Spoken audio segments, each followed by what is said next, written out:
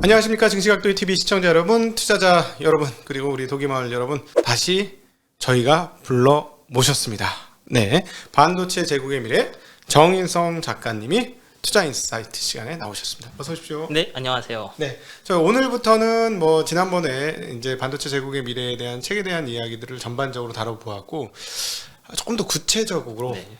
저희가 우리가 반도체에 대한 시간의 역사 이런 것들을 한번 알아보자고 이렇게 모시게 저희가 되었고요. 흔쾌히 우리 정인성 작가님께서 오케이 해주셔서 아주 귀한 시간을 저희가 마련해 보게 된 거 아주 영광으로 생각합니다. 귀한 발걸음을 저희한테 해주셔서 너무 고맙습니다. 지금 뭐 발걸음이 좀 싸긴 한데 당분간 쉬고 있어서 귀한 걸로 치고요 일단. 네, 네, 근데 제가 책을 쓸 때 항상 고민을 했던 게 네.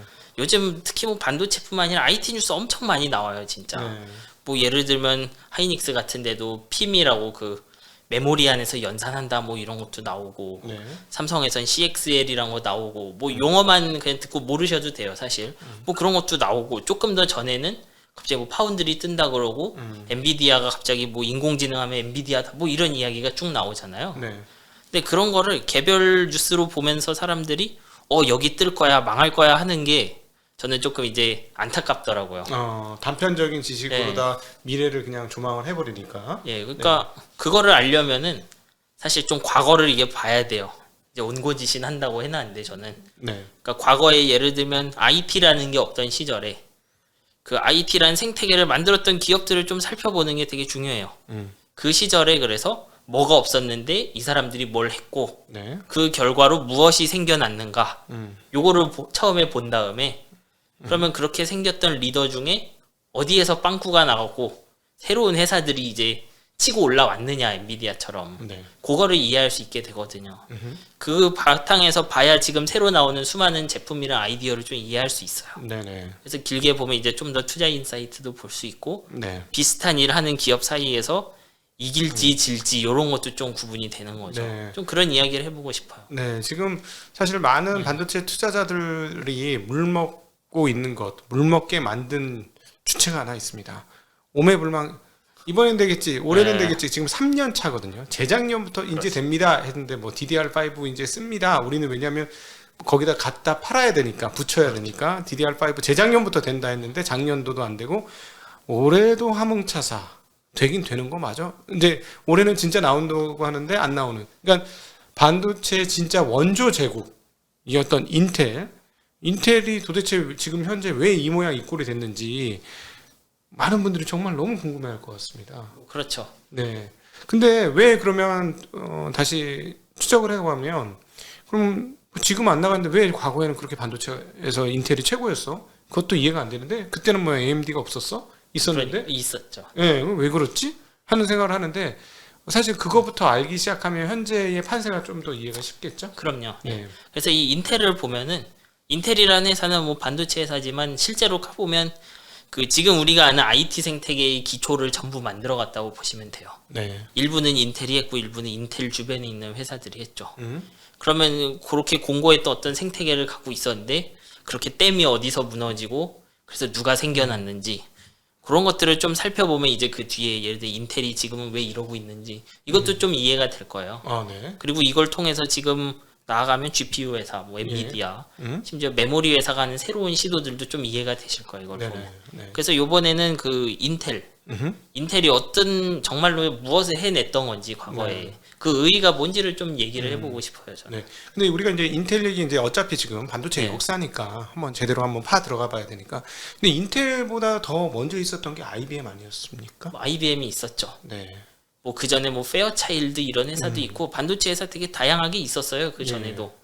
뭐 정확하게는 그 시절에는 컴퓨터라는 주체가 있긴 한데 반드시 뭔가 CPU를 써야 된다 그런 건 아니었어요. 네. 정확하게는 CPU를 웨이퍼로 만들어야 된다 이런 건 아니었죠. 그래서 그 당시에는 컴퓨터란 걸 만든다고 하면 납땜으로도 만들 수 있어요 충분히. 네. 왜냐하면 그 지금의 CPU도 열어보면 결국 트랜지스터 몇 개 있고 하여튼 그런 것들 연결해서 논리 회로를 만드는 건데 이 논리 회로란 건 사실 꼭 웨이퍼 반도체 이럴 필요가 없어요.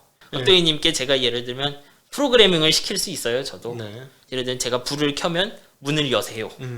혹은 불을 끄면 문을 닫으세요. 이렇게 하면 그리고 시키는 대로 할 수 있잖아요. 그렇죠. 그러면 네. 그러니까 이게 프로그래밍이거든요. 그런 식으로 논리 제어를 할 수 있다고 하면은 사람을 세워놔도 되고 제가 어딘가에다가 뭐 수차를 세워놔도 되고 그래요.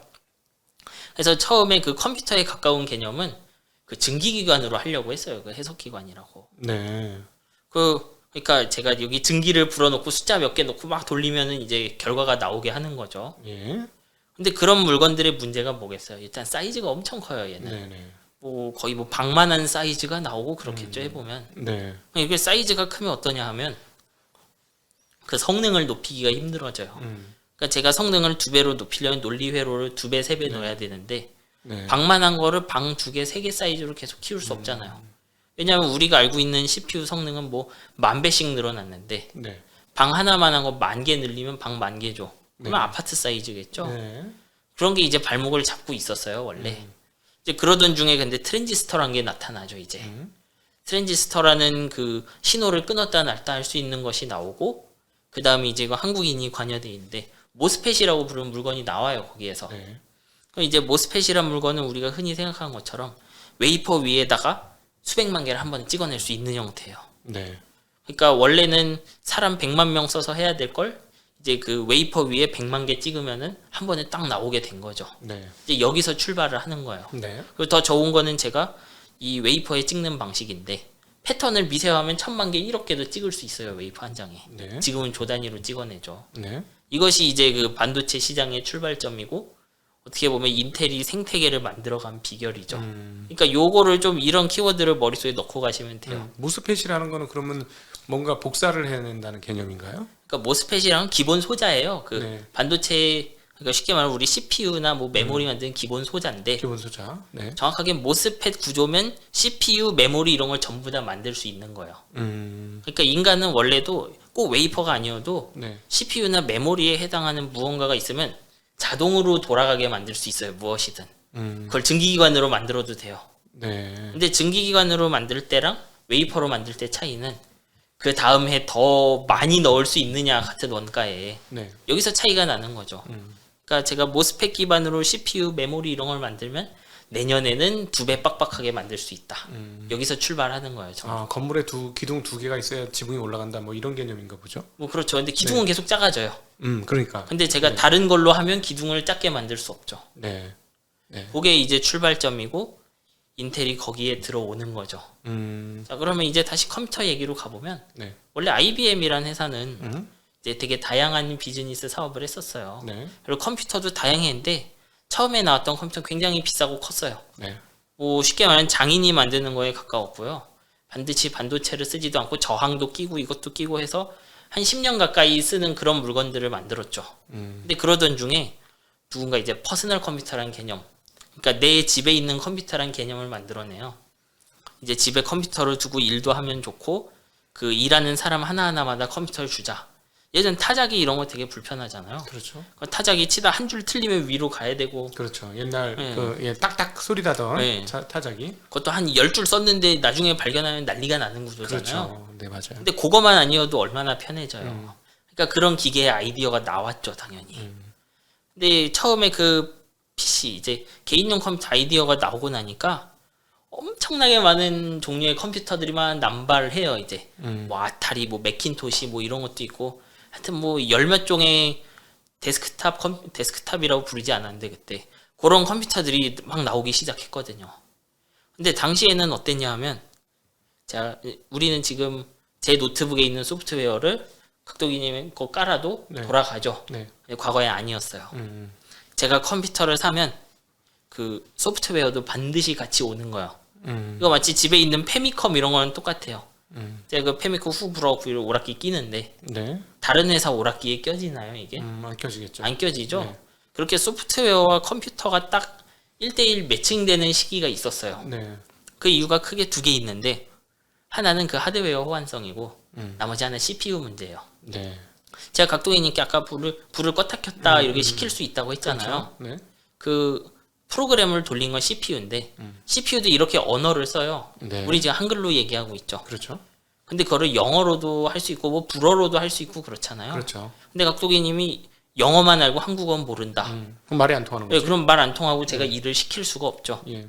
마찬가지로 CPU도 어떤 프로그램을 돌리려면 그 언어가 있어요. CPU만에. 네. 그런 거 이제 ISA라고 부르는데 그 ISA의 장벽이 있기 때문에 컴퓨터 사이에 소프트웨어를 그 호환시킬 수 없었던 거죠.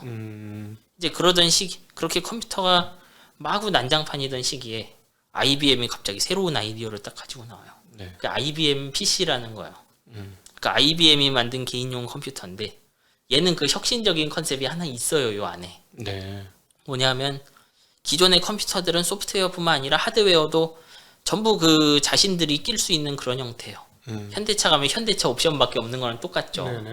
네. 근데 IBM이 여기에서 이제 어떻게 보면 하드웨어 표준이란 걸 만들어서 우리 IBM 컴퓨터를 사면 다른 회사 서드파티의 하드웨어도 낄 수 있다. 여러분이 네. 메모리도 막 늘릴 수 있고 예를 들면 GPU도 그땐 GPU 아니죠. 네. 뭐 배사를 써도 되고 뭘 써도 되고 이런 거를 쭉 가지고 온 거예요. 그러니까 이게 굉장히 혁신이었어요. 그때는. 네. 왜냐하면 예전엔 내가 어떤 컴퓨터를 사면 맥킨토시 사면 뭐가 불만이고 요건 뭐가 불만이고 이렇게 쭉 나왔거든요. 예. 근데 IBM은 제가 원하는 대로 확장 카드를 막 껴줄 수 있죠. 네. 내 맘대로 할 수 있는 컴퓨터가 나온 거잖아요. 네. 그러니까 이제 사람들이 굉장히 좋아했어요. 그리고 여기서 되게 중요한 부분인데 요 컴퓨터에 들어간 CPU가 인텔 CPU였던 거죠. 그래서 당시에 원래 CPU 이제 그 메인프레임 CPU 만들던 것 중에 납땜도 하고 그렇다고 했잖아요. 네. 그 당시에 인텔은 그 웨이퍼 한 번에 빵 찍어내는 CPU를 가지고 있었어요. 네. 그러니까 가격이 싸겠죠. 네. 그리고 당시 IBM이 원했던 요구사항 몇 개가 맞았어요. CPU에. 성능이나 이런 거 요구치들이 있잖아요. 그리고 IBM PC에 들어가는 그 OS, 오퍼레이팅 시스템 만드는 마이크로소프트 쪽도 그 인텔 쪽을 추천을 했어요. 네. 성능상 이런 게 좋다. 이제 그렇게 얘기를 해서 인텔 CPU가 IBM PC에 들어간 거죠. 네. 왜냐하면 PC 시대가 오니까 단가를 계속 떨어뜨려야 되잖아요. 네. 그러려면 대량 생산되는 CPU가 당연히 유리해요. 예. 그러려면 웨이퍼 이렇게 펑펑 찍는 그 모스펫 기반의 CPU가 훨씬 좋은 거죠. 네. 다른 CPU는 끝에 납땜도 들어가고 하는데 인텔은 그럴 필요가 없잖아요. 네. 그렇게 해서 인텔이 IBM PC에 들어가요. 이제 그때까지는 어떻게 보면 인텔은 그냥 부품 회사였던 거죠. 그냥 그저 그런 네. 일종의 스타트업 수준이나 벤처 수준을 막 벗어나거나 그렇죠. 했던. 뭐 그때 네. 하이테크 회사는 쉽게 말하면 컴퓨터 만드는 회사고 네. 컴퓨터 만드는 회사에 소프트웨어 조직도 있고 네. 그리고 그 부품 구매하는 애들이 뭐 CPU 고르고 뭐 고르고 했다고 생각하시면 돼요. 네. 그래서 합쳐서 개발하고. 음. 근데 이 IBM PC란 게 너무 유행하니까 이제 갑자기 다른 회사들 얘는 컴팩 이런 회사 네. 이제 여기서 이제 잔머리를 써요. IBM 호환 PC라는 개념인데 이제 요즘 전문 용어로 짝퉁이죠. 이제 네. 뭐냐하면 IBM에서 되는 건 우리도 다 돼라는 컨셉으로 컴퓨터를 만들기 시작해요. 네. 그러니까 IBM에 껴지는 확장 카드는 우리도 껴진다. IBM에서 돌아가는 소프트웨어는 우리도 돌아간다. 네. 뭐 쉽게 말하면 이렇게 짝퉁 짓을 다 하기 시작해요. 모든 컴퓨터 회사들이. 네. 이게 컨셉이 좋으니까 다 그쪽으로 우양우 해버린 거죠. 마치 이거네. 미원이 만들어 놓고 그렇죠. 나중에 아직 다른 뭐 그때 미 무슨 다른 게 만들어졌었거든요. 그렇죠. 많죠. 근데 사람들은 다 그 조미료를 그냥 미원이라고 부르기 시작했어요. 그렇죠. 예. 예. 락스 이런 것도 다 그렇잖아요. 예. 포크레인 뭐 어. 치키스 이런 거 다 네, 네. 그런 식이잖아요. 브랜드명이 대명사처럼 바뀐. 예. 그래서 다들 IBM 컴퓨터에 되는 거 따라하기 시작해요. 근데 IBM이 여기서 지재권 보호를 제대로 못했죠. 네. 그래서 어떤 일까지 생기냐면 나중에는 그 IBM PC는 이제 IBM에서 다 돌아가야 되니까 인텔 CPU를 계속 쓰잖아요. 그렇죠. 인텔이 386 CPU를 내놨어요. 음. 그러면 IBM PC가 386 써야 그 다음에 IBM 호환 PC 386이 나올 것 같잖아요. 그렇죠. 근데 IBM 호환 PC가 먼저 나온 적도 있어요. 어. 원조 맛집에 이제 메뉴 생기기도 전에 어. 386 먼저 쓰는 IBM 호환 PC 회사 나오고 그랬어요. 그러니까 인텔하고 먼저 손을 잡으면 되는 거였네요. 그래서 사다 쓰면 되는 거죠. 네, 그러니까. 네. 이제 그러니까 IBM은 그 PC 시장에 혁신적인 일을 해놓고 뒷방으로 밀려나요 이제. 그렇죠. 386부터는 IBM PC는 일반적으로 한국 같은 경우는 너무 비싸서 살 수가 없었어요. 네, 뭐 그렇죠. 네. 이제 그렇게 되니까 이제 아까 말씀드렸듯이 CPU는 언어가 있잖아요. 그럼 IBM 호환 PC 만드는 회사들은 다 어디 CPU를 썼겠느냐 이거예요. 그때. 예. IBM 호환 PC라는 건 IBM에서 되는 건 다 돼야 돼요. 네. 그리고 소프트웨어가 특정 소프트웨어로 돌리려면 CPU가 쓰는 언어에 맞게 이미 소프트웨어 있어야 되죠. 그러니까 언어라는 건 컴퓨터 언어라는 거는 CPU에 딸려가는 거였습니까? 그렇죠. 네. 네. 그러니까 그 CPU가 인식할 수 있는 언어를 먼저 알고리즘을 네. 짜놓고 그러면 그 알고리즘에 맞춰서 프로그래머들을 네. 써주면 그게 그렇게 그렇죠. 맞게 구동된다는 거죠. 말을 네. 알아듣고. 그러니까 CPU가. 우리가 어떤 소프트웨어 돌리면 복사해서 넣은 다음 실행하는 거잖아요. 네. 복사한다는 것 자체 이미 무언가 쓰여 있는 거죠, 이거. 네, 네. 그러니까 이미 그거는 그 CPU가 아는 언어로 쓰여 있고. 그래서 제가 윈도우에서 돌아가는 프로그램 그냥 복사해서 안드로이드 폰에 넣으면 실행이 안 돼요. 네. 왜냐하면 인텔 CPU, 윈도우에 도는 애들은 한글로 쓰여 있는데 ARM CPU 영어 쓰는 거랑 똑같거든요. 네, 네. 그러니까 스마트폰 못 돌리죠. 네. 달리 말하면 IBM PC를 구현하려면 무조건 인텔 CPU를 썼어야 되는 거죠. 아, 그래서 이번에 M1 칩이 무섭다는 게 애플의 M1 칩이 상방 통합을 이루었다라는 게 바로 그 얘기군요. 언어를 통일했구나. 이제 정확하게 M1은 ARM 쪽에서 제일 빠른 물건이에요. 예, 그렇죠. 사실 이 ARM도 좀 독특한데 이제 ARM이 보면 최근에 로드맵이 엄청 커요. 뭐 모바일용 코어텍스 X도 있고 RS도 있고 그런데 그 설계들을 다 보면 뭔가 좀 이게 불만족스럽다고 해야 되나? 네. 전력 대비 성능비가 다 좀 뭔가 미진해요 보면. 근데 애플은 그쪽에서 아예 그 CPU 설계 자체를 확 치고 나가서 네. ARM이라는 그 기계어를 공유하는 모든 CPU들 중에 성능이랑 그 전력 대비 성능이 제일 좋아요. 네. 기술자들은 어마무시하게 뽑았다면서요. 예. 네. 전 정확하게 그래서 애플도 애플인데 ARM 설계팀에 무슨 일이 있는 건가 이게 좀 이게 엔비디아한테 그냥 인수 당해갖고 설계팀을 강화하고 싶었던 걸지도 모르겠어요. 네. 왜냐하면 사실 이제 뭐 이건 되게 여담이긴 한데 암 같은 데가 그 세계적인 영향력에 비해서 현금 창출이 좀 떨어지긴 하죠. 네, 네, 그렇죠. 왜냐하면은 뭐 사실은 뭐 뭐랄까 지적 재산권을 팔아먹는 입장이니까 그렇죠. 엄청나게 큰 돈을 받기는 좀 애매한 거죠. 네, 네. 이게 좀 그리고 공공재스럽게 팔다 보니까 네. 그거 자체가 그 설계팀의 인센티브까지 영향을 줬을 것 같아요. 저는. 뭐 이거 함부로 말할 수는 없죠. 충분히 그렇죠. 왜냐하면 요즘에 자동차 업체들이 자율주행 못하는 이유가 개발자들이 다 도망가서 그렇다는 거예요. 어딜 가도 부족하긴 하죠. 월급을 못 맞춰줘가지고 기존 자동차 회사들이 그래서 다 도망갔다는 거예요. 이제 그렇게 되면 이제 싸노세 애들한테 밀려 나갈 가능성도 그렇죠. 있죠. 네, 그렇죠. 근데 뭐 따지고 보면 애플 같은 경우는 엄청나게 많은 연봉을 줘도 네. 회사에 전혀 이상이 없으니 최고의 엔지니어들을 프로그래머 엔지니어들을 불러서 그 암에서 부족한 부분들을 채워 넣었다. 이렇게 이해도 될까요? 애플이요? 애플이 M1 칩을 만들면서 정확하게 애플은 이런 거예요. 원래 암에서 제가 비즈를 하는 방법 두 가지 있거든요. 그게 칩을 만드는 입장에서 쉽게 말하면 암이 가지고 있는 설계 자산을 모두 갖고 와서 네, 그대로 쓰는 방법. 이거 대부분 안드로이드가 그래요. 그렇죠, 그렇게 그리고 하죠. 두 번째는 암에게서 최소한의 라이센스. 뭐냐 하면 암이라는 암 버전 암 버전 9 이렇게 있는데 암이라는 언어 쉽게 말하면 영어를 쓸 라이센스만 네. 받을 수 있어요. 네, 쉽게 말하면 영어에서 앞으로가 뒤로가 뭐 go forward, backward 이런 네. 단어들만 쓸 수 있는 라이센스를 받고 음, forward라고 하면 앞으로 가고 그런 거 있죠. 네, 그거는 스스로 다 만드는 방법이 있어요. 네, 그러니까 애플이 하는 방식은 암의 명령어를 쓸 그 라이선스만 따는 거예요.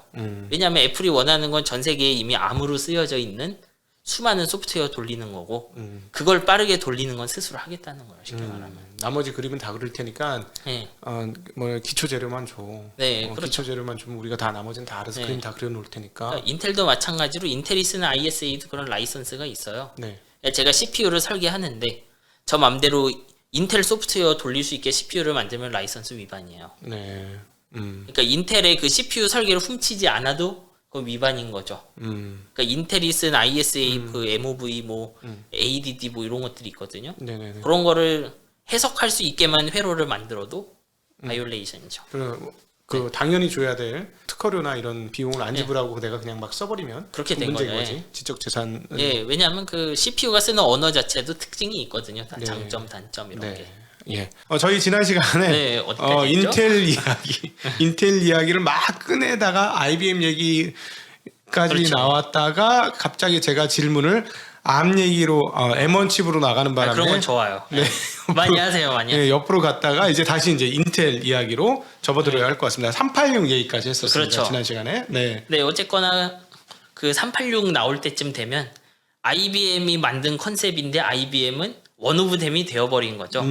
IBM이 먼저 모든 것을 만들어서 자기네가 다 했는데 지적 재산 특허를 안 걸어놔서 네, 이놈 저놈 다 써서 일반제가 돼버린. 그렇죠. 정말 특별하게 만들었던 썸띵인데 네, 맞아요. 그 컴퓨터를 구조를 만든 게 설계한 게 IBM이었는데 뭐 데일도 갖다 쓰고 무슨 컴팩도 네. 갖다 쓰고 여기도 심지어 LG도 갖다 쓰고 네. 삼성도 갖다 쓰고 뭐다 그렇게 그렇게 된 해서 거죠. 네. 컴퓨터를 만들어 가지고 그냥 그게 표준화가 돼버린 거야. 그렇죠. 미원이 된 것처럼. 그렇죠. 네, 미원이 된 것처럼 표준화가 되어버려 가지고 이제 그거 내 건데 주장하기도 어려워진 그렇게 어려워진 거예요. 네, 그런 상황이 된 거죠. 네. 네, 그렇게 해서 이제 무슨 일이 난 거냐 하면 결국 IBM이 만든 소프트웨어 쓰려면 인텔 CPU를 써야 된다.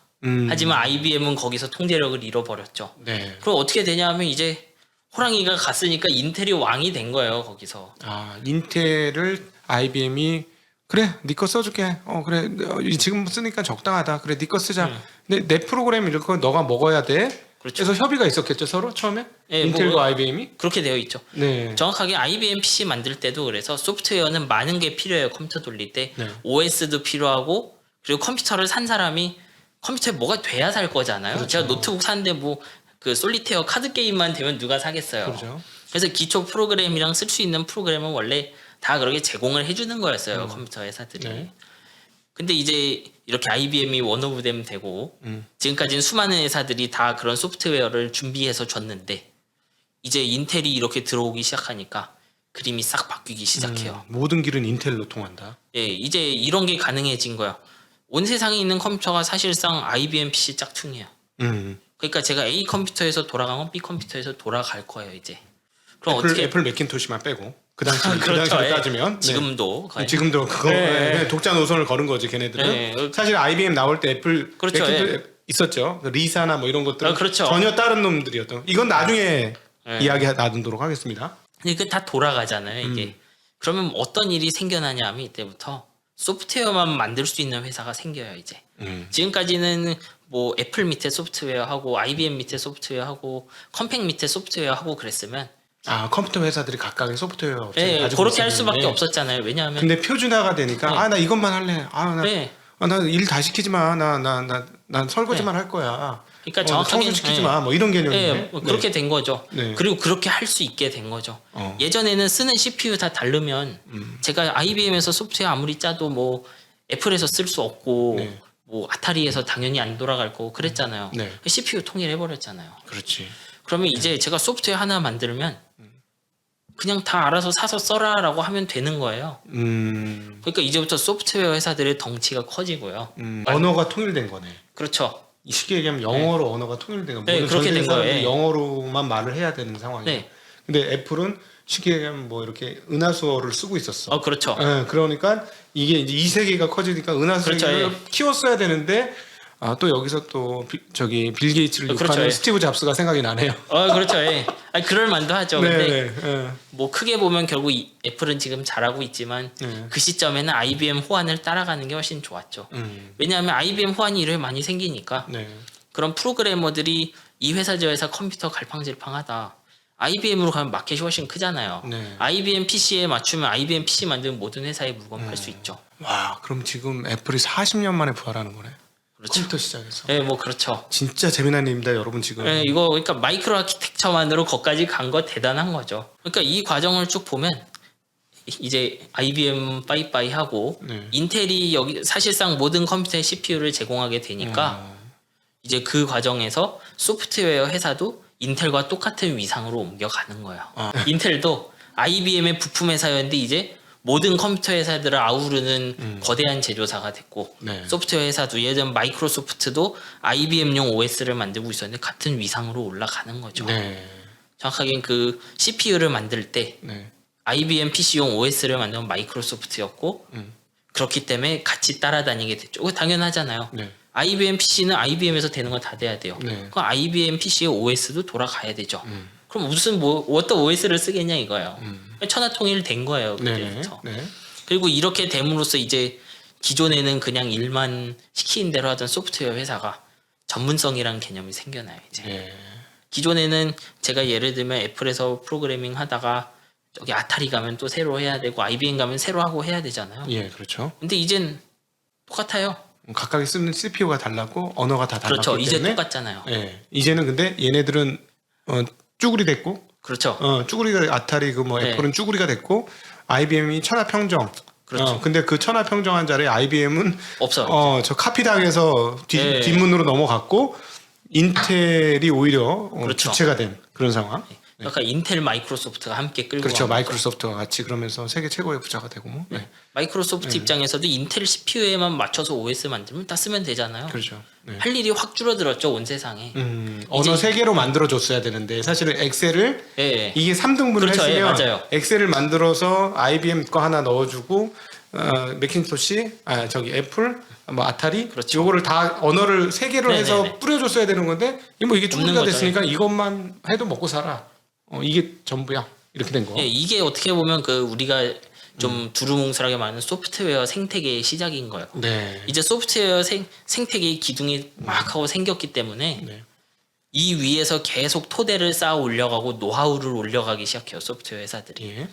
그러다 보니까 이제 오로지 소프트웨어 회사들만을 위한 소프트웨어를 만들기도 된 것이고 특정 고객을 위한 소프트웨어도 만들기도 하고 수천만 명이 쓸 소프트웨어 쓸 수 있게 된 거죠, 그 시대에서. 네. 그리고 여기서 인텔은 이 반도체란 물건의 특성을 이용해서 그 고객들, 정확하게는 컴퓨터 회사들이 벗어날래야 벗어날 수 없는 그런 가두리 양식장을 만들어요, 쉽게 말하면. 이게 그러니까 독점 기업이긴 한데 어떻게 보면 계속 쫓겨다니는 독점 기업이에요, 인텔은. 지금 예를 들면 이제 각동이님이 뭐 하는데 노트북으로 지금 엑셀 쓰던 게 한 10,000줄이었는데 한 100만 줄로 늘어갖고 느려요. 네. 컴퓨터 바꾸겠죠. 어. 근데 옛날엔 그게 안 됐던 거예요. 음. 컴퓨터 바꾸면 옛날엔 소프트웨어 안 돌아갔잖아요. 그렇죠. 근데 지금은 소프트웨어가 좀 느리면 컴퓨터를 바꿔버려요, 사람들이. 왜냐하면 소프트웨어 돌아갈 걸 확신하잖아요. 그렇죠. 그리고 그게 되는 원동력은 반도체 제조예요, 사실은. 그러니까 소프트웨어 업체들은 사실은 그렇지 하드웨어보다 소프트웨어 발전 속도가 더 빠를 수 있는 거잖아요. 네. 계속 돌리면 되니까. 그러니까 인텔한테 요구했겠네요. 나 더 큰 사이즈 돌리고 싶은데 더 큰 게임 돌리고 싶은데 게임으로 하면 쉽겠네. 더 큰 게임 돌리고 뭐 싶은데 그런 거죠. 예. 이거 안 돌아가잖아. 책임져 인텔. 이렇게 돌아가게 되는 거. 만들어, 이렇게 되는 그렇게 되는 거죠. 인텔 입장에서도 CPU는 수명이 좀 길어요. 그러니까 제가 386 팔았는데 내년에 486 팔려면 빨라야 돼요. 그리고 이제 인텔 입장에서 CPU를 제가 그래서 이거 내가 독점이야 해갖고 한 10년 동안 그대로 두잖아요. 그러면은 이제 컴퓨터 제조사 중 하나가 도망갈 수 있어요. 그렇지. 나 저쪽 언어로 갈래. 이렇게. 예. 저쪽 언어는 내가 처음부터 해야 되지만 10배 빨라 이럴 수 있죠. 그렇지. 그럼 가는 것이 훨씬 유리해. 그럼 우리 게임 업체하고 우리하고 붙으면 그렇죠. 예, 대박 그렇게 터져. 뭐 이렇게. 그렇게 해서 도망갈 가능성이 생기잖아요. 네. 그러니까 인텔이라는 회사는 미세 공정을 이용해서 그 달아나는 걸 막은 거예요, 쉽게 말하면. 점점 더 단위당 네. 전력 소모량도 적게 그러니까 점점 그렇죠. 작게 만드는 거지. 아니면 같은 사이즈의 퍼포먼스가 그렇죠. 두 배, 세 예, 배가 그 나게. 핵심이에요. 그 메모리 회사도 마찬가지잖아요. 네네네. 그러니까 인텔 입장에서 이렇게 딱 가만히 앉아갖고 야 너희들은 가만히만 있어도 우리 거 계속 쓰면 기존에 누리던 모든 것을 다 누리면서도 성능만 2배로 올라간다. 가격은 똑같아. 이런 느낌인 거예요, 쉽게 말하면. 네. 그러면 이제 예를 들면 저쪽에서 예를 들면 모토로라 이런 데가 와서 야 우리가 새로운 CPU 만들었어라고 여기 각도인이 컴퓨터 회사 하는데 내가 속닥속닥 하는 거야. 우리 CPU 써보지 않을래? 그럼 여기서 질문하는 거야. 니들 소프트웨어 되는 건 뭐 있냐? 이러고 물어보면 이제부터 만들어야지 이렇게 얘기해야 될 거 아니에요. 그러면 너희 CPU로 소프트웨어 만드는 사람 몇 명 있냐? 이러고 물어볼 거예요. 10명? 뭐 이러겠죠. 그러면. 근데 저쪽은 전 세계랑 싸워요. 인텔 쪽 진영은 전 세계 소프트웨어 개발자 다 있죠. 그리고 그 사람들이 알아서 머리 돌리면서 창의적인 거 만들고 있을 거고요. 네. 그럼 이제 마지막으로 물어보는 거죠. 여기서 야 그럼 너희 모토로라가 만든 CPU가 인텔보다 몇 배 빠르냐? 1.5배 이렇게 대답하는 거야. 네. 근데 1년 지나면 그만큼 빨라져요. 인텔 CPU는. 그렇겠지 또. 네. 소프트웨어 생태계가 형성되어 있으니 인텔과 더불어서 그러니까 IBM이 네. 구축한 그 아키텍처 건축물에서 인텔이 이제 최고 쉽게 얘기하면 네. 그지 언어지 언어에 그렇죠. 그걸 다 잡고 있으니 그 언어에서 형성된 점점 커진 생태계 5년 10년 켜켜이 네. 쌓이면서 점점 커진 생태계가 더 빠른 CPU를 가지고 일로 와라고 끌어들인다고 쉽게 오지 않는다는 거죠. 그렇죠. 네. 네, 그렇게 되는 거예요. 그러니까 이미 쌓여 있는 수많은 자산과 인텔 자신이 하고 있지 않은 여러 지대권 사업들 자체가 인텔을 보호하는 장벽이 되어버린 거야. 네. 이런 거 이제 락인된다는 표현을 쓰죠. 네. 그래서 전 세계 컴퓨터 제조사랑 그 소프트웨어 개발자들이 인텔의 락인이 딱 되어버리는 거예요. 저는 이 부분은 되게 여러분이 중요하게 기억해야 된다고 생각해요. 왜냐하면 요 시나리오가 인텔이 그 모바일 시대 죽순 이유랑 엔비디아가 치고 나오는 이유가 다 똑같아요. 여기서. 이쪽에서 나중에 이제 좀 이야기를 하겠지만 치고 나올 수 있었던 큰 이유들은요. 결국 인텔이 만든 CPU가 제공하는 어떤 그 성능의 윈도우가 있겠죠. 파워나 뭐 성능 이런 거. 네. 그것이 자기들이 원하는 만큼 나오지 않았기 때문에 새로운 걸 배우겠다고 용기를 낸 거예요. 얘들이. 다른 업체들이. 예를 들면 머신러닝을 하려면 지금보다 한 50배 빨라야 되는 거예요. 네. 근데 예를 들어 인텔 CPU가 내년에 50배 빨라지거나 50배 빠른 CPU가 있었다면 그냥 썼겠죠. 네. 근데 그때 그런 CPU 없었던 거예요. 이제 설계상 가능하지도 않았고. 네. 그래서 사람들이 어떻게 했냐면 GPU를 배워서 쓰기로 한 거예요. 근데 그때 배워서 쓰기 훨씬 쉬운 GPU는 AMD가 아니고 엔비디아였던 거예요. 언어가 쉬웠다. 네. 가가 겪어만 해도 돌릴 수 있었다. 그렇죠. 뭐 훨씬 어렵긴 한데 인텔보다 훨씬 어렵긴 했죠. 네. 그럼에도 그 어려움을 뚫고 배우면은 그 리턴이 엄청 크니까 세어 나간 거죠 사람들이. 사람들이 프로그래머들이 네. 이건 나중에 뭐 또 얘기할 시간이 있을 건데 네. 미리 좀 말씀을 드렸어요. 못 참겠다 갈아보자 한 거네요. 인텔 사용자들이. 네, 그렇죠. 네. 뭐 그거 지금도 계속 일어나는 일이고요, 그게. 최근 그렇죠. 서버에서조차도 일어날 거냐 마냐 지금. 네, 그 인텔 IDM 2.0도 어떻게 보면 그거를 좀 인정하는 모델이에요.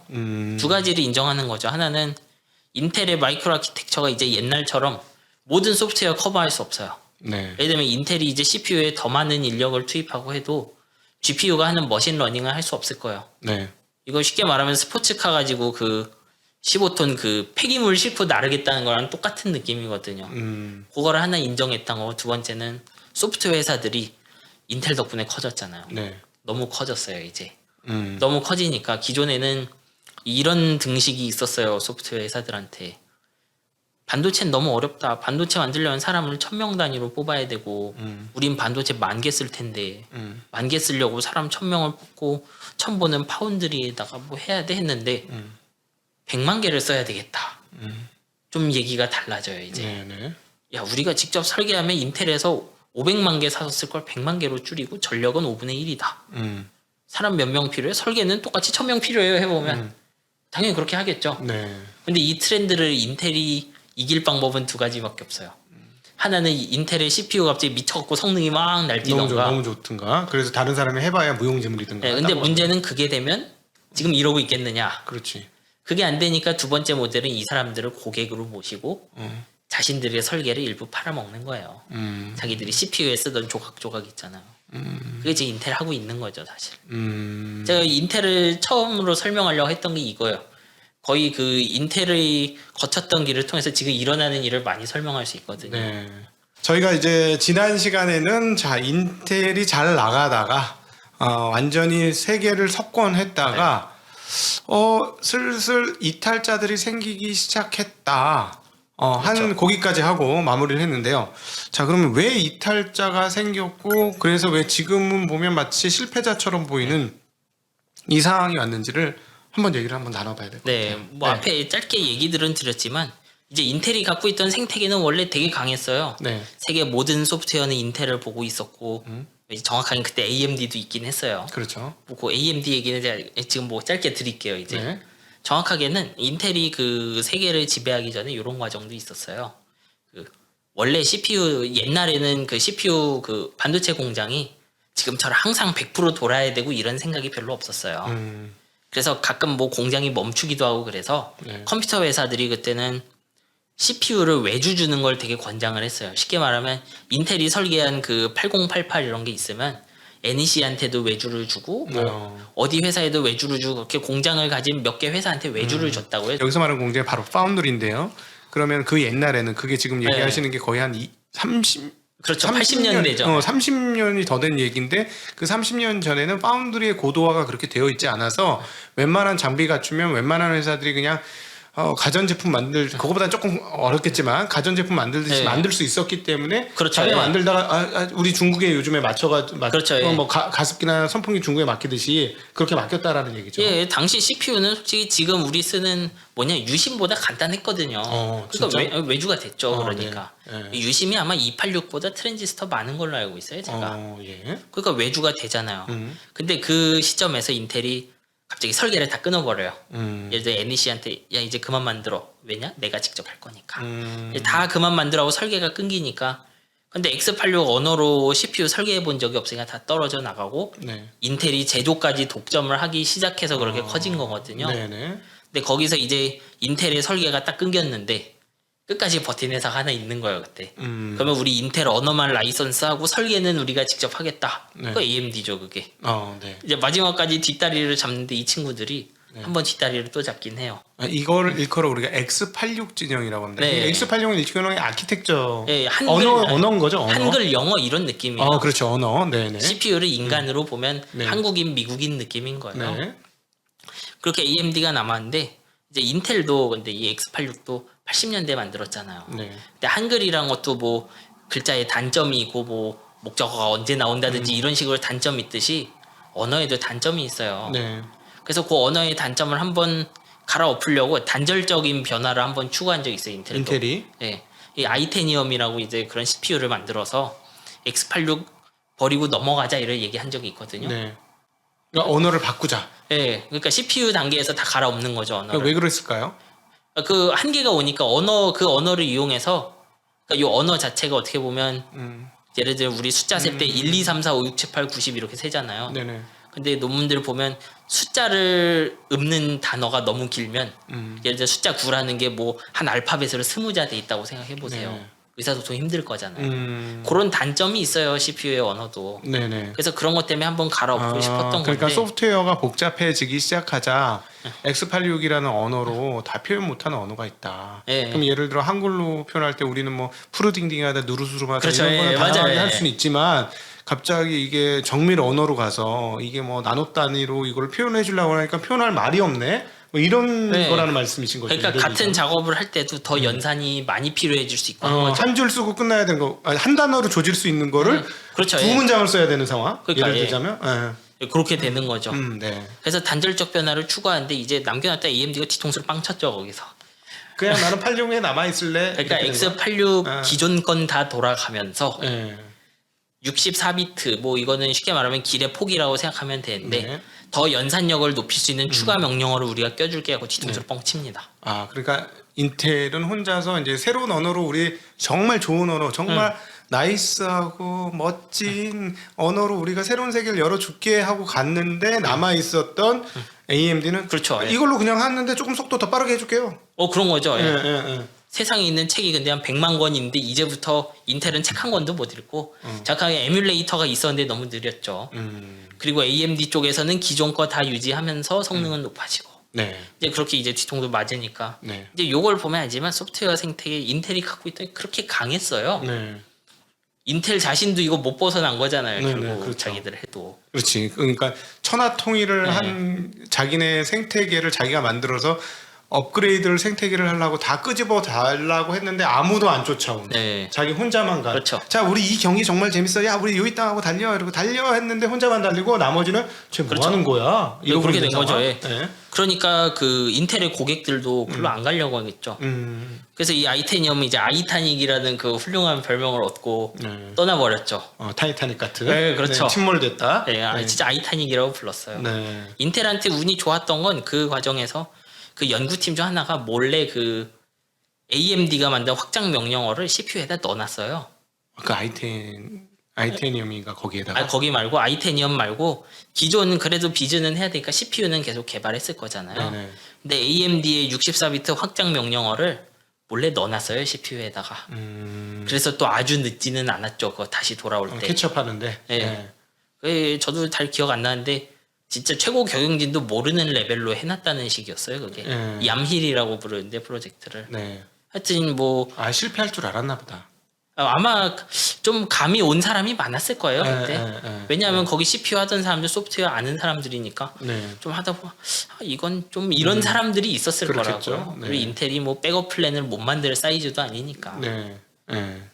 뭐 어쨌거나 요지는 그렇게 그때 AMD가 치고 나와서 AMD가 네. 벌떡 일어나서 마치 네. 인텔을 잡아뜨릴 것처럼 했었다는 거죠. 그렇죠. 그래서 요거를 딱 보면 이 소프트웨어 생태계랑은 정말 공고하고요. 그래서 인텔이 놓친 부분들은 어느 수준으로 놓쳤기 때문에 문제가 된 건지 네. 앞으로 인텔이 어떻게 할 건지를 봐야 되는 것이죠. 근데 AMD는 그 이후에 계속 잘 된 게 아니고 불도저라는 거 만들어서 그렇죠. 불도저 예. 당했죠. 네, 뭐 스스로 네. 밀어버렸죠 자기들을. 네. 뭐 요 부분은 사실 전 AMD도 조금 이해하긴 하는데 네. 내부에 뭐 설계상의 그 한계도 있었고 그리고 좀 컴퓨팅의 방향을 너무 앞서간 감도 있어요. 네. 그러니까 원래 그 컴퓨팅 그 연산의 단위를 보면요. 작업 하나를 굉장히 빨리 처리할 수도 있고요. 네. 작업 10개를 10개에 나눠서 할 수도 있어요. 이거 좀 어떻게 보면 되냐면요. 제가 자동차를 설계하는데 자동차의 그 속도를 최고 시속을 200으로 늘릴 수도 있죠. 네, 그렇죠. 그리고 혹은 시속 100짜리 차를 2개 만들 수도 있어요. 네. 근데 시속 200짜리 차는 제가 예전 서울 부산까지 짐을 옮길 때 시간을 반으로 줄여주죠. 네. 그래서 그런 일에는 되게 유리해요. 근데 시속 100짜리 차 2대를 가지고 있으면 같은 양의 짐을 옮길 땐 좀 빠를 수 있는데 아니 그 한 번에 많은 짐을 옮길 수는 있는데 네. 속도는 딱 늘리고. 하나만 빠르게 처리해야 되는 경우는 문제가 생기겠죠. 그렇죠. 예를 들면 여기 각도기님한테 이제 저랑 미팅을 하려고 네. 누군가한테 그 차를 한 잔 사오라고 시키는 거야. 근데 이 차가 오기 전엔 제가 시작을 안 해요. 이제 되게 네, 못 네. 나가고 네. 음료 주기제 안 하겠다고 뻐기는 거야. 그러면 달리기 속도 빠른 사람이 갔다 오면 전체 시간 줄어들고 그렇죠. 이거 그렇죠. 그렇죠. 달리기 느린 사람 예를 들어 이거 뭐 힘만 좋은 사람. 포복 자세로 가는 사람이 하면은 뭐 일도 시작 못 할 거잖아요. 네, 네, 네. 그렇게 그 트레이드 오프가 있어요. 네, 그렇죠. 근데 CPU 설계는 제가 2배 빠른 차를 만들려면 트랜지스터를 한 3배는 써야 돼요. 그래서 그 밸런스가 되게 중요해요. 단일 작업을 처리하는 속도가 빠르면서도 한 방에 꾸역꾸역 좀 밀어넣을 수 있어야 되죠. 네. AMD가 선택한 거는 여기서 쉽게 말하면 시속 100짜리 차를 잔뜩 집어넣는 거였어요. 인텔은 거기서 차의 대수를 늘리긴 하는데 차의 시속을 계속 높였죠. 네. 늦췄는데 중반 후반에도. 네. 그래서 시속이 200, 220 이렇게 조금씩 속도가 올라갔다고요, 인텔은. 근데 이거 쭉 까보면은 실제로는 AMD가 생각했던 것처럼 그 소프트웨어 쓰는 사람들이 시속 100km짜리 자동차를 잘 쓸 수 있는 시대로 가지를 못한 거예요. 왜 그러냐면 옛날에 그 인텔이 한참 지배하고 있을 땐 CPU 하나의 그 코어 그 작업 단위, 자동차라고 하면 그게 하나밖에 없었거든요. 네. 그래서 기존의 많은 소프트웨어들은 다 그 CPU 코어 하나 있는 걸 전제로 코드를 써놨어요. 근데 제가 짐을 옮길 때 여러 차의 짐을 실으려고 하면 짐의 순서도 막 생각해야 되고 그래요. 네. 이게 차가 시속 100이라고 했지만 속도도 좀씩 다르고 하잖아요. 그럼 일종의 멀티 부스팅입니까? 멀티코어고 이게 멀티스레딩인데 여기서 말하는 게 그러니까 소프트웨어 입장에서 네. 여러 개의 CPU 코어에게 작업을 시키려면 생각할 게 많아요. 그럼 그러니까 우리 사용자 입장에 잘 몰라서 네. 화면을 저 같은 경우 화면을 한 20개씩 띄워놓고 이러거든요. 옛날 컴퓨터에서는 안 됐어요. 근데 요즘은 되거든요. 그게? 그런 게 부드러워지죠.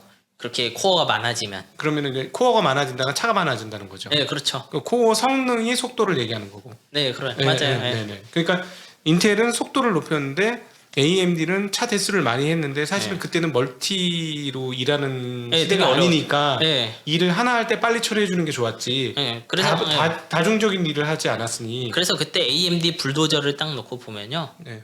소프트웨어 쓰는 사람이 정말 잘 소프트웨어를 쓰면 이론상 인텔보다 빠를 수 있는 거예요. 예를 들어 서너 가지 작업을 한꺼번에 막 같이 돌려. 그거 이상으로 헤비해야죠, 작업이. 네, 네, 네. 뭐 거의 그런 수준이 되어야만 좋은데 문제는 기존에 잘 돌던 애들 성능이 빽하는 경우가 있었다는 거예요. 왜냐하면 그런 설계를 그렇게 설계 전환하면서 과거의 CPU보다 단일 코어의 성능이 좀 나빠진 애들이 있거든요. 네. 그러면 제가 새 컴퓨터 사는데 느려질 수 있잖아요. 그렇죠. 그럼 이거 사고 싶겠어요? 그렇지. 컴퓨터는 항상 새 거는 빠르다는 거였으니까. 네. 근데 인텔은 그쪽에서는 칼 같았던 거예요. 네. 새 CPU를 사면 옛날 소프트웨어가 느려지진 않아요. 네. 그리고 새로운 애들은 거의 확실히 빨라지겠죠. 네네. 이제 그 밸런스 문제였던 거예요, 사실은. 그런데 그렇게 했던 인텔이 잘 나갔는데 AMD의 그 도전을 이제 잘 방어한 거잖아요. 네. 사실은 자기의 실수도 짧은 순간에 다시 되돌린 것이고. 그렇죠. 네. 거기 네. 인텔의 실수는 여기서 여러 가지가 있는데 한 가지는 새로운 마켓이 열릴 때 진출하지 못했다는 것이고요. 새로운 마켓이라는 건 모바일 시장이라는 모바일이나 뭐 GPU 같은 거 있잖아요. 네. 그런 게 열릴 적에 진출하지 못한 잘못이 크죠. 네. 이제 뭐 요거는 짧게 설명을 해보면 이제 처음에 모바일 시장을 연 건 아이폰이잖아요. 그렇죠. 아이팟에서부터 시작했죠. 그렇죠. 네. 이제 아이팟 나노, 아이팟 이런 거에서 출발해서 네. 모빌리티 기기에 관심을 갖기 시작하는데 네. 이제 잡스 머릿속에서 이런 생각이 딱 든 거예요. 야, 이게 손에 들고 다니면서 웹브라우징이 되면 세상이 정말 멋있겠다. 앞을 보고 걷던 사람들이 전부 이러고 고개를 숙이고 이러고 막 걸어 다니고 밥 먹으면서 얼굴 안 보고 서로 아이폰 넘기는 멋진 세상이 되겠구나 이런 생각을 했던 것 같아요. 그게 멋진 세상인지는 잘 모르겠으나 네. 하여튼 하여튼 세상이 바뀔 거라는 생각을 뭐 했겠죠. 하여튼 잡스 주머니는 뭐 네. 땡큐 해줬을 거고 뭐 네. 그런 거 신경 쓰는 사람은 아니겠지만 네. 뭐 그런 멋진 세상을 떠올린 거죠 이제. 세상이 바뀌는 거를 분명히 노렸겠죠. 그거는 뭐 분명히 있었을 거예요. 그러니까 이 사람 입장에선 웹브라우징만 되면 되는 거죠. 근데 인텔은 그때 그 컴퓨터라는 어떤 생태계를 가지고 있고 거기에 강력한 아까 말했던 강력한 소프트웨어 생태계를 가지고 있잖아요. 컴퓨팅 하게만 그렇죠. 몸이 예. 쉽게 얘기하면은 이거네요. 예를 들어 달리기 잘하게만 만들어 놓은 거네. 근육을. 그거잖아요. 그 포드였나 그런 얘기를 했잖아요. 옛날에 사람들한테 당신들이 원하는 게 뭐냐고 물어보면 더 빠른 마차 달라고 할 거라고. 그러니까 인텔도 그런 포지션에 있고. 네. 그 포드는 왜 그런 얘기를 했냐면 자동차라는 개념은 내가 만들어야 된다 이런 거였어요 회사가. 네. 근데 인텔 입장에서는 그 컴퓨팅이란 건 다 거기까지니까. 네, 그렇지. 그러니까 다 노트북부터 데스크탑 서버까지 라인업을 갖고 있는 거죠. 근데 잡스 입장에서는 세상을 이제 이 세상 만들고 싶은데 네. 그거에 맞는 CPU는 없는 거예요. 왜냐하면 인텔 CPU는 당시 배터리 기술이나 그런 걸로 보기에는 아마 뭐 손이 불판이 될 거거든요. 전력 소모도 너무 네, 많고 사이즈도 크고 네, 사이즈도 크고 할 수 있는 일은 되게 많은데 마치 이건 저한테 저는 그 전동 휠 타고 골목에다 뭐 조그만 거 배달하고 싶은데 네. 덤프트럭 파는 거랑 똑같은 거예요. 계속. 그렇지. 네. 그조차 덤프트럭인 거죠 애플한테는. 네. 그래서 애플은 어떻게 선택했냐? 앞에 말한 거는 다 똑같아요. 인텔 한번 벗어나 볼 생각을 한 거죠. 원래 인텔의 세계에 있지 않았던 애들이니까 또 그렇게 생각할 수 그렇죠. 있을 예, 거예요. 그거 참 어떻게 보면 전화위복일 수 있는 거죠. 사실은 그 사이에 또 다른 얘기를 인텔 또 한 축으로 애플 얘기를 또 나중에 네. 그건 또 축으로 또 얘기를 해야 될 것 같은데 애플이 처음에 그 컴퓨터를 만들었을 때는 인텔 칩을 안 썼다가 네. 중간에 인텔 칩을 쓰게 됐던 거죠. 네, 그렇죠. 맥 쓰게 된 거. 네. 이쪽도 그 셀 프로세서 이런 거를 사서 네. 뭐 파워 프로세서도 쓰고 이런 식으로 자기들 그쪽 ISA 이제 인텔과 다른 거 쓰면서 막 갔거든요. 네. 근데 결론적으로는 그 쓰던 파워 아키텍처나 그 셀 프로세서나 셀인가 기억은 잘 안 나는데 네. 다른 프로세서. 네, 성능이 잘 안 나왔죠. 다른 애들이 인텔만큼 못 해줘. 네, 그래서 네. 맥 프로 이런 거에는 인텔 쓸 수 없을 상황이 한 10여 년 지속되었죠. 인텔 밖에 쓸 수 없는. 네, 그러니까 네, 그만은 이걸 써야만 하는. 그렇죠. 네, 써야만 하는 시대. 네. 뭐 근데 바로 찬스 나오니까 결별을 해버렸죠 여기도. 이건 최근 얘기입니다. 네, 이건 뭐- 바로 그렇죠. 작년 네. 재작년 얘기입니다. 지금 네. 하신 말씀은. 네. 맞아요. 네. 그렇게 새로운 시장을 못 연 것들이 있고요. 뭐 GPU도 마찬가지였어요 사실. 네. 뭐 근데 그렇게 된 원인 중 하나는 사실 반도체 제조가 어려워서 그래요. 그러니까 미세 공정을 네. 밀어붙일 때까지 밀어붙였는데 10나노까지 밀어붙이고 나니 자기네 기술로는 더 이상 내려가기가 힘들었더라. 그러니까 어떻게 보면 인텔이 기존에는 계속 헤비하게 설계를 가져가도 미세 공정이 발전하고 하면 결국 전력 소모는 줄어들고 그렇잖아요. 네, 그 법칙 있지 않습니까? 네. 한 면적당에 사용되는 네. 전력량은 데너드 동일하다. 스케일링이죠. 데너드 스케일링이에요, 그게. 데너드. 그 면적 줄어드는 건 데너드고 예. 이제 밀도가 늘어난다는 건 그거죠. 그 무어의 법칙 얘기하는 거죠. 네네. 그러니까 예를 들어서 웨이퍼 한 장에 사용되는 전력량은 똑같기 네. 때문에 그 칩에서 100개의 그 웨이퍼에서 100개의 칩이 나오면 뭐 예를 들어 100와트를 썼다. 근데 이게 1000개의 웨이퍼를 1000개 칩을 만들어도 100와트를 맞아요. 쓴다. 그러면 단위당 와트 수는 10분의 1로 줄어드는 개념이니까. 네, 단위 소자당. 네, 그러니까, 단위 소자당. 네. 그러니까 더 많은 트랜지스터를 넣어서 성능을 높일 수 있게 되는 구조예요. 네, 네. 근데 그 법칙이 이제 흔들리면서 인텔도 선택을 해야 됐던 거예요. 네. 어떻게 보면 심지어 동일한 CPU라고 할 수 있는 그 모바일조차도 네. 이제 트레이드 오프를 했어야 되는 거죠. 이제 인텔이 과감하게 설계 덜어내고 작은 칩에서 진짜 되는 거 거의 없는데 웹 브라우징만 되는 그런 걸 하지 못했던 거죠. 그러니까 그동안에 컴퓨팅을 하는 개념에 네. 사로잡혀 있었던 인텔은 거기에 적합한 칩에선 최고의 성능을 발휘했지만 쉽게 얘기하면 너무 복잡하고 네.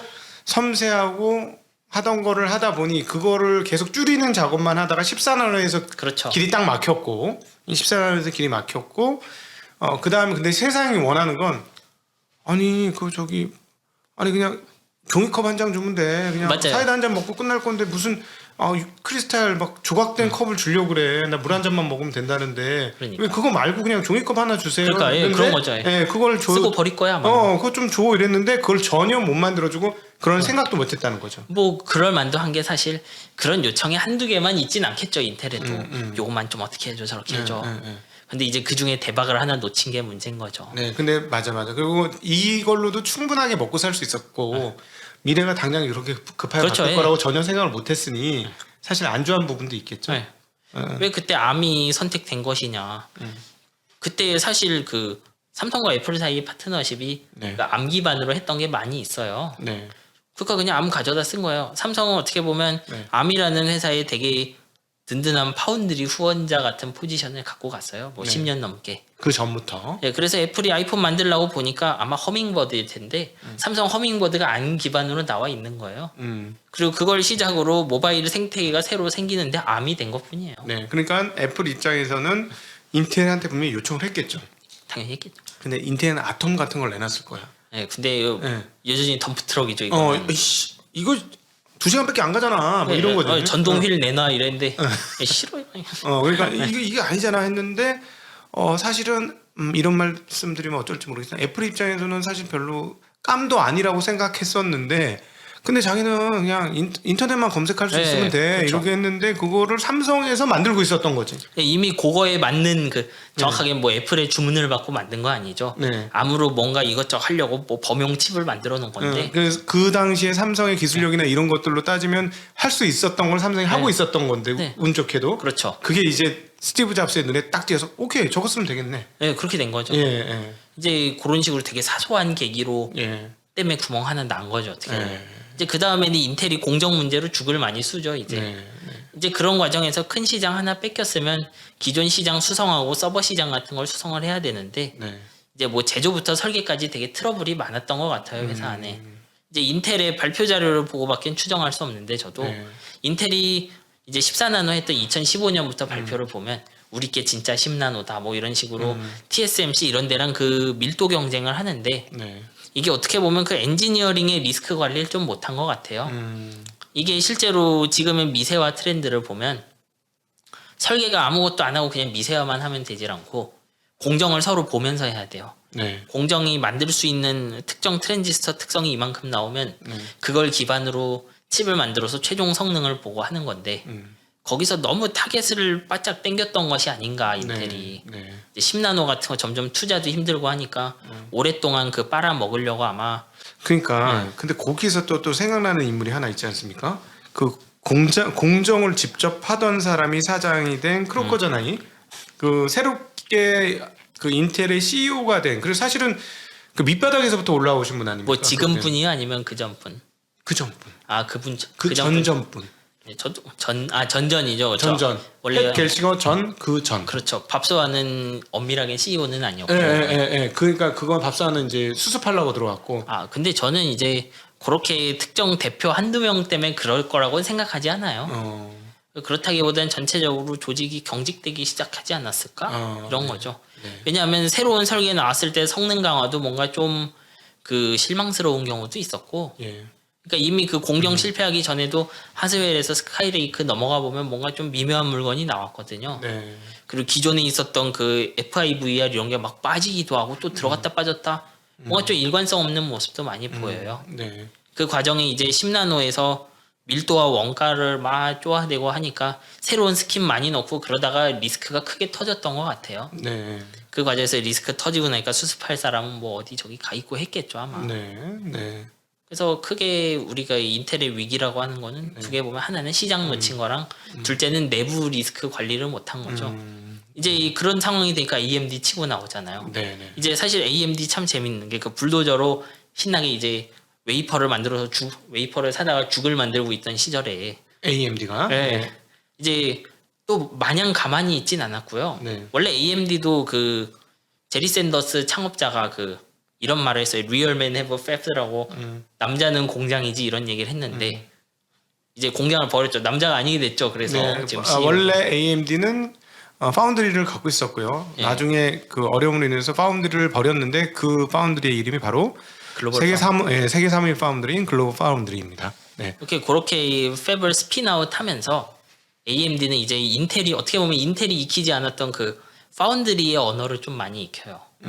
그러니까 파운드리랑 같이 일하려면 어떻게 해야 그 동일한 설계로 고밀도 설계도 하고 고성능 설계도 하고 그런 작업들을 착실히 해 나갔어요. 보면. 오히려 회사가 떨어지니까 의사소통을 해야 되기 때문에 그걸 이해도가 높아졌다. 아마 그것보다는 파운드리 밖으로 나가고 네. 글로벌 파운드리도 이제 외부 고객 유치해야 되잖아요. 그렇죠. 그러니까 기존에 뭐 TSMC 같은 데에 그 놈을 익혔다고 봐야죠. 그럼 AMD는 이제 큰 고객이지만 하여튼 고객이니까 네. 본래 IDM 관행을 벗어나서 이제 배워야 됐겠죠. 네. 그렇게 하면서 파운드리의 언어를 많이 익혔죠. 그러니까 글로벌 파운드리 딜 끊겨도 TSMC로 바로 넘어간 거잖아요. 네네. 그게 그 젠 나오던 시점이고. 네. 그래서 그때 AMD도 CPU 보면 그 망했다는 불도저도 세대가 가면은 공정이 안 바뀌었는데 갑자기 밀도가 25% 증가하기도 하고 그래요. 네. 그러니까 이제 그 설계에서 자동으로 그렇게 밀도 줄여주고 이런 거를 익힌 거죠. 같은 나노급에서도. 네. 네. 그러니까 AMD가 그렇게 힘든 순간에도 어떻게 보면 세계의 그 파운드리 표준을 익히고 뭐 이렇게 하면서 좀 내적으로 역량을 다진 거죠. 네. 그리고 한번 인텔은 거기서 많이 혼란스러워했던 거고 이렇게 해서 종합적으로 이제 문제가 터진 거죠. 네. 그렇게 해서 원래 자기들이 힘들었는데 AMD가 안 치고 들어왔으면 덜 힘들긴 했겠죠. 네, 네. 혹시 잠깐 딴 얘기인데 그럼 짐 켈러가 있다가 인텔에서 빠져나가서 인텔이 그렇게 힘들었다고 봐야 되나요? 그건 아닌가요? 정확하게는 짐 켈러가 있던 시기를 보면은 인텔이 힘들 때 들어와서 힘들 때 나갔어요. 왜냐하면 짐 켈러가 재작년까지 있었을 거예요. 재작년까지 있었죠. 네. 뭐 2018년, 19년 저도 날짜를 봐야 되는데 그 전에는 없었어요. 그 전에 없었어요. 그 옛날 인텔에서는 없었고. 원래 짐 켈러는 AMD 한참 있다가 네, 그렇죠. 한참 아마 있었죠. 애플도 갔다가 애플 갔다가 인텔도 저기 왔다가 테슬라 갔다가 지금은 어디 무슨 토렌트인가 뭐 네, 새로 창업을 한 걸로 알고 그 있습니다. 설계 회사로 일을 가고 네. 그랬어요. 예. 제 생각에 그냥 약한 회사에 가서 강하게 만드는 게 취미인가 좀. 아니 뭐 사람의 취미는 다양하니까 만나본 적 없어서 모르겠는데. 그래. 그건 맞는 말씀인 게 AMD 이렇게 벌떡 일어나서 독립성 갖고 있으니까 애플이 불러서 애플의 부름을 받아서 가서 M1 칩의 기반을 그렇죠. 만들어 줬고 M1 칩이 잘 나올 것 같으니까 이제 너희들 알아서 해 하고 갑자기 테슬라의 자율주행 칩을 만든 데로 갔다가 네, 자율주행 칩 다 만들어졌네. 그래 오케이 됐네 했는데 보니까 인텔 옛날 칩이 인텔이 무너질 위기야. 가서 야 속도가 중요해. 다시 정신 차려. 이렇게 해서 그렇죠. 이제 나오잖아요. 지금 그 네. 작업을 했던 게 지금 나오니까 또 딴 데 또 가 있어. 네. 어떻게 뭐 이해할 수 없는 사람이 종잡을 수 없는데 네. 뭐 거물이니까 사실. 네네. 뭐 근데 정확하게 날짜상으로는 인텔이 고생했던 시기에는 이미 있었고 네. 고생 끝나기 전에 계속 고생하고 있는 시점에 나간 사람인데 네. 아마 이 사람이 만든 CPU는 지금 나오는 물건은 아닐 거예요. 예. 이거 왜냐하면 설계 한 2년 하고 제조 1년 하고 이런 식이잖아요. 그렇죠. 날짜상으로 뭐 내년 내후년은 돼야 나오겠죠. 네네. 켈러의 물건은 네네.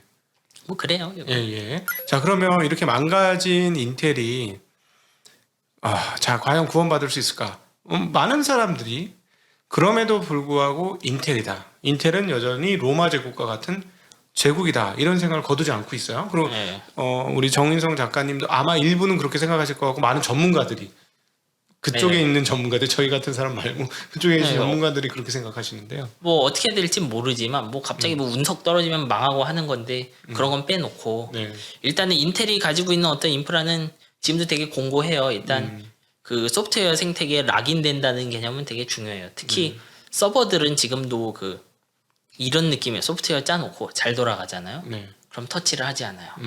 근데 이렇게 제가 소프트웨어를 짜놔 보면요, 실제로는 버그와 버그가 겹쳐서 잘 돌아가는 경우도 많아요. 예를 들면 제가 인텔용으로 코드 짰는데 버그가 있어요. 네. 제가 짠 코드에. 네. 근데 운이 좋아갖고 그 밑에도 버그가 하나 또 있는데 네. 합쳐지면 잘 돌아가는 경우 있어요. 네. 그러면 이 경우에 버그가 없는 얘들 암 CPU를 썼다고 해봐요. 네. 그럼 안 돌아가요 해보면. 이런 일들이 생겨요 실제로. 정말 신기한 일이네요. 되게 밑에 그런 것뿐만 아니라 다양한 호환성 문제들이 생기는데 그렇게 보면 가끔 암 쪽에선 구현이 빠져 있기도 하고 그래요. 네. 그래서 CPU는 그냥 하드웨어고 사실 서버는 소모품이에요. 3년마다 갈아치우는 소모품이죠. 네. 근데 그 소모품 하는 내가 한 10% 20% 가격 아끼려고 했다가 내가 쌓아놓은 그 어마어마한 소프트웨어 스택이 무너질 수 있죠. 그래서 되게 보수적인 시장을 갖고 있어요 이제 인텔 입장에서. 그러니까 아이클라우드라든가 AWS라든가 네, 그렇죠. 이런 모든 게 소프트웨어라는 거예요? 네, 결국 그 하드웨어 위에 돌아가는 소프트웨어인데 그 소프트웨어들은 인텔 쪽에 그 커플링이 강한 거죠. 그러니까 인텔 CPU 들어간 서버 가져다 올리면 금방 할 텐데 네. 암 서버 가져다 올리면 잘 안 되겠죠 이런 건. 새로 완전히 건물을 새로 짓는 개념인 거네요. 그러면. 네, 그렇죠. 정확하게 될 수도 있는데 네. 그냥 부팅되는 거랑 켠 다음에 옛날처럼 돌아가는 건 다른 문제예요. 네. 그래서 암 서버가 이론상 성능 다 좋고 그런데 내가 하는 일만 해보면 더 느릴 수도 있어요. 다 잘 돌아가는데 네. 일반적으로 아예 켜지지도 않을 가능성 높죠. 네. 근데 소프트웨어는 비싸고 하드웨어는 싸니까 네.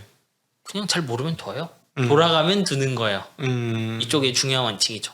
그런 마켓을 갖고 있는 게 다행이고 네. 네. 뭐 인텔 입장에서 어떻게 보면 AMD가 잘해준 건 좀 다행이기도 해요. 왜냐하면 인텔의 입장에선 AMD한테 시장 뺏기는 건 가져오면 돼요. 그건 나중에 우리가 더 잘 만들어서 똑같은 프로그램 영역이니까. 네, X86이잖아요. 예를 들어 다음 버전에서 우리가 AMD에 만든 네. 젠 5보다 우리 게 그렇죠, 더 예. 빠르면 우리로 다시 넘어올 수 있어. 이렇게 된다는 거죠. 근데 암 서버에 뺏기면 대책이 없어요, 이거는. 언어가 바뀐 거니까. 이제 그 공성전에서 공방이 바뀌잖아요. 네. 이제부터 인텔이 공격자가 되는 거예요. 서버 한번 뺏기면. 어떻게 보면 인텔 입장에서 다행인 거죠. 그건. 네. 그래서 어쨌거나 그렇게 강력한 소프트웨어 생태계 지금 유지하고 있다는 강점이 있고요. 네. 그리고 인텔 자신도 이제 그 생태계를 어떻게 확장해야 되는지 개념을 좀 잘 알고 있는 것 같아요. 네. 인텔을 보면 CPU도 있고 뭐 여기서 설명했지만 GPU도 있고 이런데 뭐 FPGA도 있고 네. 그거를 쭉 묶는 그런 소프트웨어 개념을 좀 가져와요. 원 API라고. 쉽게 말하면 소프트웨어를 하나 짜놓으면 제가 이 소프트웨어를 CPU, GPU, FPGA 같이 쓰게 해도 되고 FPGA는 없어도 그럭저럭 돌아가고 이런 모델을 만드는 거예요. 누가? 인텔이? 인텔이요. 네.